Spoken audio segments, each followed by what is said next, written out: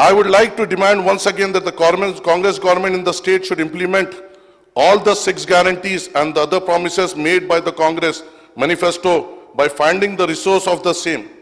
इसका बहुत इंतजार है साहब, खास तौर से आप हमारे भी इलाके में आए थे, वहां पे भी इनका वादा हुआ था और वहां की भी आवाम इसके लिए इंतजार में। माजिद गारू काने ने माजिद गारू Our party, All India Majlis-e-Ittehadul Muslimin, has been demanding that the Telangana state should be given a fair deal by the union government. This has been our party's persistent stand ever since the beautification of United Andhra Pradesh and formation of Telangana state in June 2014. I may recall that my party floor leader Janab Akbaruddin Owaisi Sahab has been raising his voice in this particular assembly against the injustice meted out to the Telangana state by the BJP, now NDA government, ever since the new state came into being. Participating in the discussion on the Governor's Address, State Budget Appropriation Bill and short discussion on various subjects, Janab Akbaruddin Owaisi Sahab has been demanding the union government to do justice to the state and implement all the assurances contained in the AP Reorganization Act. However, ever since it came to power in 2014, coinciding with the formation of the Telangana state, the BJP regime at the center has been adopting discriminatory attitude towards Telangana and seeking to favor the successor Andhra Pradesh state at the expense of Telangana. Our party has been highlighting how the union government has been denying its rightful share to Telangana in devolution of central taxes as well as in the central grants and aid for the central schemes and centrally sponsored schemes. Also, the union government has been consistently refusing to fulfill the assurances given in the AP Reorganization Act. We, All India Majlis-e-Ittehadul Muslimin, have consistently said that the successive union budgets since 2014 till date have been unfair to Telangana state. Telangana state share of central devolution has been fixed at 2.10% as against AP's share of 4.05% on the recommendation of 15th Finance Commission. For instance, in the financial year 23-24, Telangana received only 23,216 crores as share in central taxes as against rupees 44,699 crores released to Andhra Pradesh. Also, Andhra Pradesh was given additional grants for its new capital Amravati and Polavaram project and for its budgetary deficit.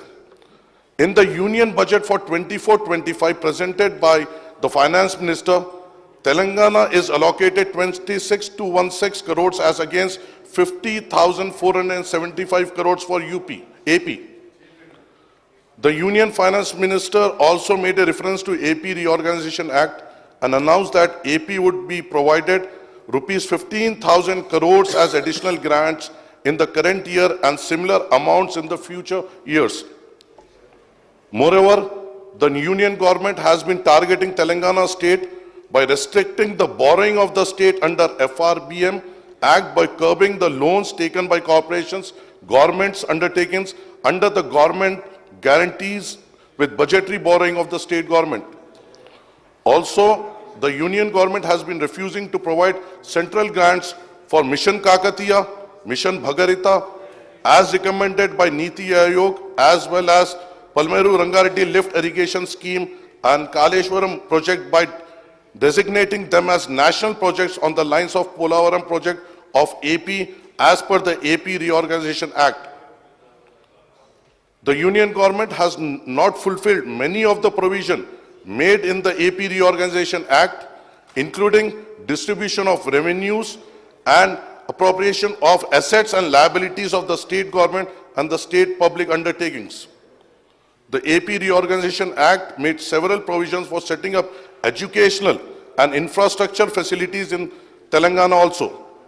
These provisions relate to the establishment of tribal university, setting up integrated steel plant at Bayaram, and integral coach factory at Khazipet, apart from improvement of road connectivity under NHAI and rail connectivity in the state. The union government has also refused to release the central grants for the development of backward districts in Telangana. Even after 10 years, the union government has failed to fulfill these assurances to the Telangana under the AP Reorganization Act. On the other hand, the BJP government at the center has been making attempts to harm the interest of Telangana by seeking to privatize some coal blocks of Singarini colonies, pressurizing the state to privatize the nationalized bus routes operated by TSRTC, and also gaining control over all irrigation and hydel projects of Godavari and Krishna rivers.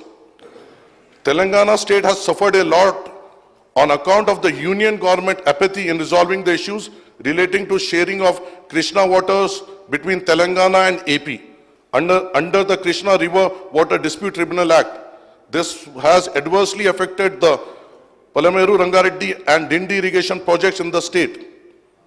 After the change of government in the state in December 2023, Revant Reddy Sahab has met on Prime Minister Narendra Modi, Union Home Minister Amit Shah and other union ministers to seek clearance for various state projects and schemes, as well as for their additional assistance to state, but in no vain. I would like to demand once again that the Congress government in the state should implement all the 6 guarantees and the other promises made by the Congress manifesto by finding the resource of the same. इसका बहुत इंतजार है साहब, खास तौर से आप हमारे भी इलाके में आए थे, वहां पे भी इनका वादा हुआ था और वहां की भी आवाम इसके लिए इंतजार में है. Our party is opposed to privatization of power sectors, namely the Genco, Transco and 2 Discom in the name of entrusting the power bill collection to Adani Powers in old city of Hyderabad and so-called pilot project.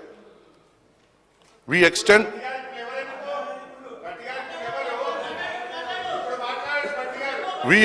full support to the Telangana government in its fight to secure the state rightful share or central resources and to ensure all the promises and assurances to the Telangana under AP Reorganization Act. Thank you, sir.